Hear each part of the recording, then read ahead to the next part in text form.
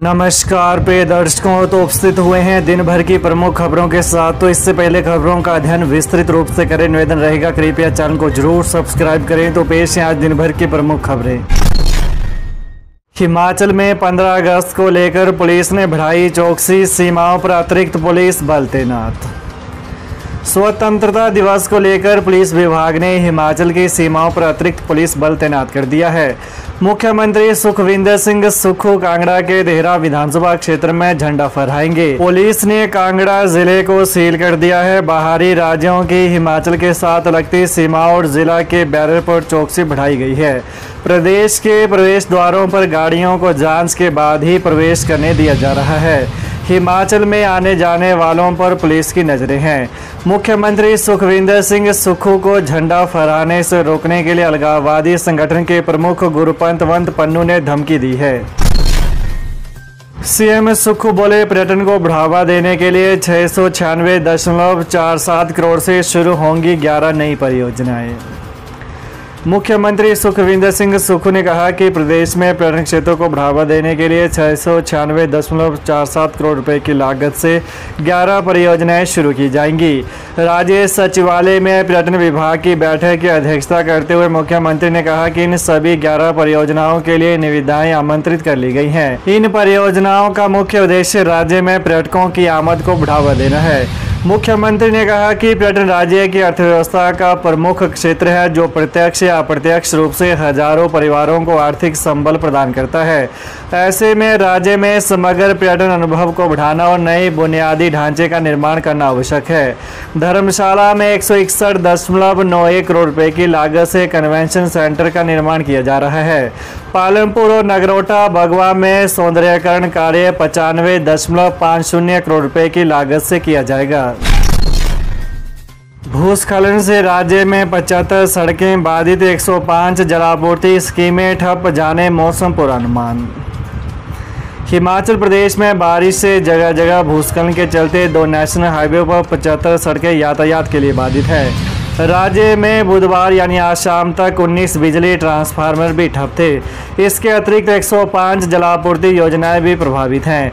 सबसे ज़्यादा सेवाएं शिमला, मंडी, लाहौल स्पीति व कुल्लू जिले में प्रभावित हैं। सड़कों के अलावा बिजली पानी की आपूर्ति ठप होने से लोगों की दिक्कतें बढ़ गई हैं।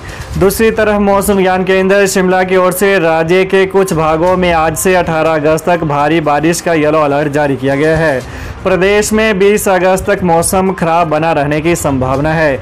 लोगों को नदी नालों से दूर रहने की सलाह दी गई है। शिमला में भी आज बादल छाए हुए हैं। शिव बावड़ी हादसा अपनों को याद कर आज भी नम हो जाती हैं। परिजनों की आंखें, पहली बरसी पर दी गई श्रद्धांजलि।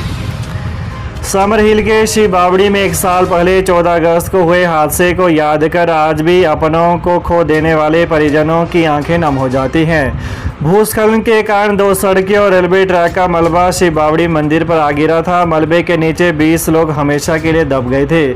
हादसे की पहली बरसी पर उनके परिजन और लोग श्रद्धांजलि देने के लिए मंदिर में एकत्रित हुए। हर व्यक्ति की आंखों में उस काली सुबह की यादें आज भी ताज़ा थी। एक पिता की आंखों के सामने उसका जवान बेटा उस हादसे में मौत की आगोश में समा गया था। वे अपने आंसुओं को रोक नहीं सके। एक विधवा अपने पति की तस्वीर के सामने पुष्पार्पित कर श्रद्धांजलि दी। उसकी आंखों से आंसू बहने से नहीं रुक रहे थे। उसकी बेटी, जिसने अपने पिता को मुखाग्नि दी थी, अब अपनी मां को ढांढस बंधाने की कोशिश कर रही थी। पिता को याद में बेटी की आंखें भी नम थी। कसौली में पकड़े गए फर्जी आयकर अधिकारी ने चंडीगढ़ में खोला था कार्यालय, कई बड़े खुलासे। कसौली में पकड़े गए फर्जी आयकर अधिकारी के मामले में पुलिस के पास कई खुलासे हुए हैं। बताया जा रहा है कि फर्जी अधिकारी ने चंडीगढ़ में भी अपना कार्यालय खोल रखा था, जहां से वो कंपनी मालिकों को अपना निशाना बनाता था। साथ ही पुलिस जांच में सामने आया है कि वो कई सरकारी अधिकारियों से भी धमकाकर काम करवाता था। कंपनियों के दस्तावेजों से लेकर अन्य कार्य निकलवाने के लिए वो सरकारी अधिकारियों से ही काम करवा रहा था। हालांकि पुलिस अभी मामले में जांच कर रही है। इसमें और खुलासे होने की उम्मीद है। हिमाचल प्रदेश में सेब के दाम गिरा सकती है अदानी कंपनी। इस सीजन में अदानी एग्रो फ्रेश कंपनी सेब खरीद के दाम गिरा सकती है। सेब की फसल को लेकर कंपनी की ओर से किए जा रहे सर्वे के शुरुआती संकेतों में नुकसान का अंदेशा जताया गया है। कंपनी के स्थानीय सूत्रों के अनुसार इस सीजन में सेब खरीद को लेकर फूंक कर कदम रखने की हिदायत दी गई है। पिछले साल भी कंपनी सेब खरीद का लक्ष्य पूरा नहीं कर पाई थी और नुकसान उठाना पड़ा था। कंपनी रक्षाबंधन के बाद सेब खरीद की तैयारी शुरू कर देगी और 26 अगस्त से खरीद शुरू करने का लक्ष्य रखा गया है। हिमाचल की एएसआई रंजना शर्मा को विशिष्ट सेवा के लिए राष्ट्रपति पदक, यहां देखें पूरी सूची। केंद्रीय गृह मंत्रालय ने स्वतंत्रता दिवस से एक दिन पहले आज वीरता व विशिष्ट सेवा के लिए पुरस्कारों की घोषणा की है। हिमाचल प्रदेश पुलिस विभाग में assistant sub inspector ASI Ranjana Sharma निवासी भद्रांश रामपुर को विशिष्ट सेवा के लिए राष्ट्रपति पदक के लिए चुना गया है। सराहनीय सेवा के लिए बिलासपुर जिला के पुलिस अधीक्षक एसपी संदीप धवल, इंस्पेक्टर नागदेव और सब इंस्पेक्टर हेम प्रकाश को पुलिस पदक, हिमाचल में होमगार्ड एवं नागरिक सुरक्षा के लिए वरिष्ठ प्लाटून कमांडर जय कुमार को भी सराहनीय कार्य के लिए पदक के लिए चुना गया है। अभिनंदन ठाकुर बने एनएसयूआई के प्रदेश अध्यक्ष, कांग्रेस हाईकमान ने दी नियुक्ति। अखिल भारतीय कांग्रेस कमेटी ने अभिनंदन ठाकुर को एनएसयूआई का प्रदेश अध्यक्ष नियुक्त किया है। पार्टी के राष्ट्रीय संगठन महासचिव केसी वेणुगोपाल की ओर से 9 राज्यों में एनएसयूआई अध्यक्षों को मनोनीत किया गया है। अभिनंदन ठाकुर मुख्यमंत्री सुखविंदर सिंह सुक्खू के गृह जिला हमीरपुर के रहने वाले हैं। मुख्यमंत्री ने अभिनंदन ठाकुर को भारतीय राष्ट्रीय छात्र संगठन एनएसयूआई का प्रदेश अध्यक्ष नियुक्त किए जाने पर शुभकामनाएं दी। मुख्यमंत्री ने उम्मीद जताई है कि अभिनंदन नए दायित्व को पूरी निष्ठा से निर्वहन करेंगे और संगठन को नई ऊंचाइयों पर ले जाएंगे। मरीजों को अब निजी अस्पतालों में इस तारीख तक मिलेगी डायलिसिस सुविधा। निजी अस्पतालों में बंद की गई हिमकेयर सुविधा में आंशिक संशोधन करते हुए डायलिसिस करवाने के लिए मरीजों को सुविधा प्रदान की गई है। मुख्यमंत्री हिमाचल हेल्थ केयर योजना हिमकेयर में संशोधन करते हुए अब निजी अस्पताल मरीजों को 1 सितंबर से 30 नवंबर 2024 तक डायलिसिस सेवाएं प्रदान कर सकेंगे। वहीं प्रदेश सरकार के स्वास्थ्य विभाग के प्रवक्ता ने यहां से जारी बयान में कहा कि योजना के अन्य प्रावधानों में कोई बदलाव नहीं किया गया है। 25 लाख कैश के साथ पकड़ा उन्ना का आरटीआई एक्टिविस्ट, विजिलेंस ने चंडीगढ़ से दबोचा।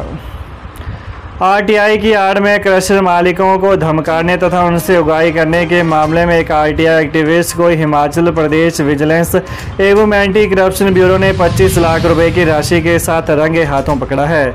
मिली जानकारी के मुताबिक उन्ना का यह आरटीआई एक्टिविस्ट कई स्टोन क्रशरों तथा माइनिंग लीज होल्डर की आरटीआई लेता था और उनकी छोटी छोटी खामियों को लेकर ब्लैकमेल करता था। लंबे समय से आरटीआई एक्टिविस्ट की इस ब्लैकमेलिंग से परेशान थे। सभी क्रशर मालिकों ने इसको लेकर उससे बात की तो उसने 75 लाख रुपए की डिमांड की। क्रशर प्रबंधक और लीज होल्डरों ने 25 लाख रुपए में सौदा तय किया और उसे हवाले किया। यह सारी डील चंडीगढ़ में हुई। इसकी सूचना विजिलेंस एवं एंटी करप्शन ब्यूरो उन्ना को पहले ही मिल गई थी और बाकायदा इसका जाल बिछाया गया था। जो ही यह राशि आरटीआई एक्टिविस्ट ने पकड़ी त्यों ही विजिलेंस एवं एंटी करप्शन ब्यूरो की टीम ने उसे दबोच लिया। तो ये रही दिन भर की प्रमुख खबरें। तो ताज़ा खबरों को जानने के लिए कृपया चैनल को अभी सब्सक्राइब करें। धन्यवाद।